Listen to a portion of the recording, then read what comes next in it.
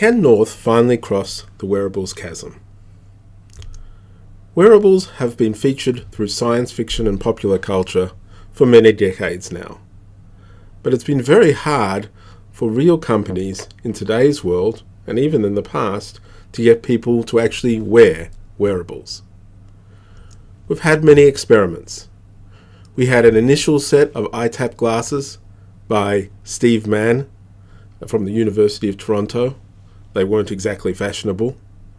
Google brought out Google Glass, clearly inspired by that original design, had a lot more functionality supposedly to them, and of course the large corporate backing, but were also quite visibly something a little cyborgish. Snap, trying to appeal to the youth, put cameras on their glasses, just sunglasses, to be able to take pictures and share them on Snapchat instantly. And you've gone all the way in the other direction, such as Magic Leap, which is coming up with a set of augmented reality glasses. Probably not for wear outside the house. Into this mix comes the Canadian startup, North, and their glasses, or their smart glasses as they call them, Focals. As you can see, Focals look like normal glasses. In fact, there's nothing you could see here that suggests that they are likely to be anything smarter than the pairs we've worn for 150 to 200 years. Benjamin Franklin could have had these.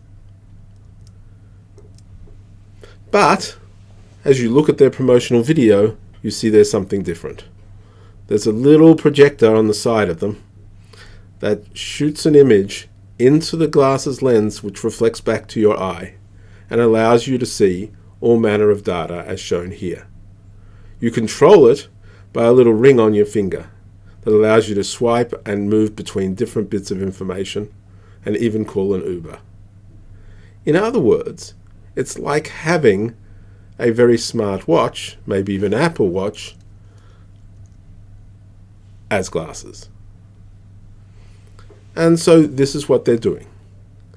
Now the question that we have here is, will Focals be able to succeed where so many associated with wearables have failed? And wearables have had an issue in that they cause the wearer to stand out. And wearables are not just about glasses or watches or hats or things like that. In fact, one of the earliest wearables was this. This is the Segway personal transporter. It was a device that you could stand on, not unlike the hoverboards of today, that would allow you to get around. It was quite a magical device that looked like it would be highly successful and may revolutionize how things were done. But it was never able to get off the ground. Part of this was some bad raps. Who was using these devices? And how successful were they at controlling them? One of the issues with wearables is when it comes to the general public, how much you want to stand out is not entirely clear. And the same thing happened with Google Glass. These devices would be very obvious, and they'd certainly be quite obvious when you use them, as you can see here. And moreover, there was a certain sort of character. They were the ones that were the early adopters. It didn't exactly portray what would regard as a mainstream fashion image. So how do we look at situations like this in terms of technology adoption? Well, what you do is you look over time, the potential growth in the adoption or take-up of a new product. Initially, you have a group called the early adopters who are willing to try out a product, experiment with it, and see how it goes. If they're successful, they may in turn lead to others called the early majority, more ordinary people, if you will, to adopt this particular technology. And obviously, if you're a company the number of early adopters is very small, but once you're on the early majority, you are starting to mainstream a product. That plays itself out with the rest of the market, the late majority, moving in. And then finally, when it comes to the adoption of technologically superior products, you have a set of people who would regard as laggards. And everybody knows who they are. They were the last people to hold out with a flip phone. They might have been the last person to hold out with a Sony Walkman. So the problem is that with wearables, we've seen some success with early adoption, but we haven't seen it take off into the mainstream market. And the reason is there's a chasm between the early adopters and the early majority. And that chasm can be wide. Segways, Google Glass, Snap have all fallen into it. And the question we have here are focals going to be able to cross the chasm, or will they plummet into it like everybody else? Thalmic have been here before. Thalmic were the predecessor name of North. They fell in the chasm. This is the Myo armband. It was their first wearable. This did this to great fanfare. 2013 was Startup of the Year. And this is how it worked. You can see here someone wearing a Myo bracelet and being able to control a drone just with their hands and some gestures. It's pretty impressive stuff. So Thalmic Labs were playing around with integrating that ability to control devices into things such as Google Glass. Along the way, they perhaps wondered, could they do better? The problem is, they would have to find early adopters who would allow them to cross the chasm into the early majority.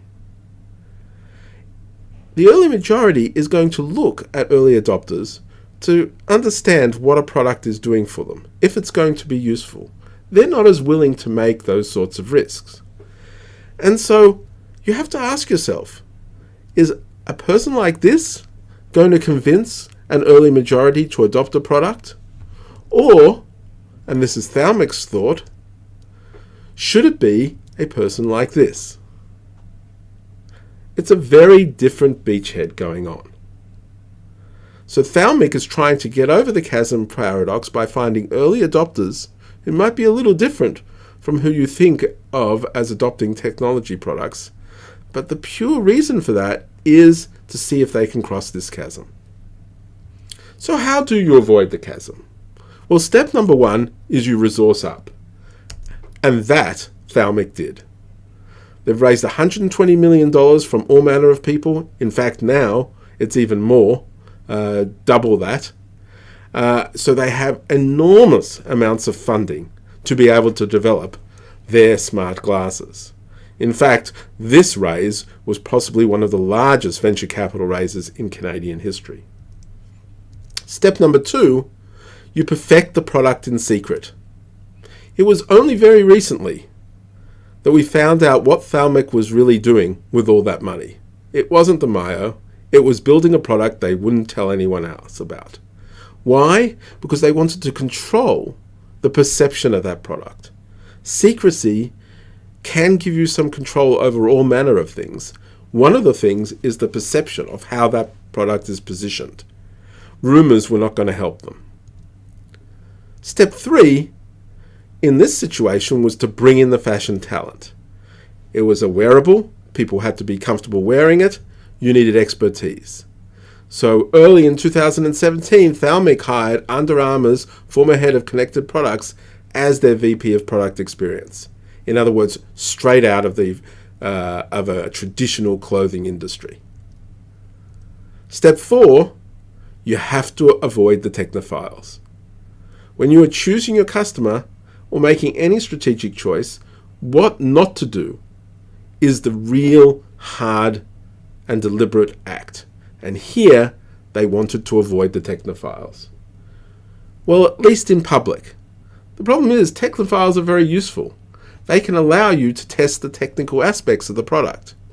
But fortunately, you didn't have to do it in public. Thalmic itself had 350 employees. That's a big enough pool with people with eyes to be able to test this product. So you could do that technical testing, and since the products were kind of discreet, you could probably do them quite well publicly. So you didn't actually need technophiles for your technical experimentation. So Thalmic chose to avoid them completely. Step 5. You have to appeal to the fashion icons. Here's how you get focals. They're expensive. $999. That's very expensive. There are very few people who wear glasses even half as costly, or maybe even a quarter as costly as this. Moreover, unlike other tech products, there's no online ordering. You have to buy it from a showroom. And even here, there are only 2, in Brooklyn and Toronto.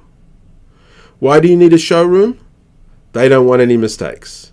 You require a custom sizing appointment, you can choose your glasses, you can feel comfortable with the way you would normally buy glasses. Why Brooklyn? Why Toronto? It's not why those, it's why not this. They didn't open up a store in San Francisco. That's avoiding the technophiles. Brooklyn, and maybe Toronto a little bit, but definitely Brooklyn is appealing to someone with a more fashionable bent. So San Francisco out, Brooklyn in.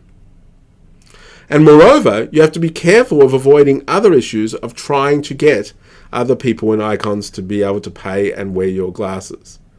Now, we may see a whole lot of celebrities or models or something else wearing these glasses, but this is a process that's been fraught with dangers for other firms.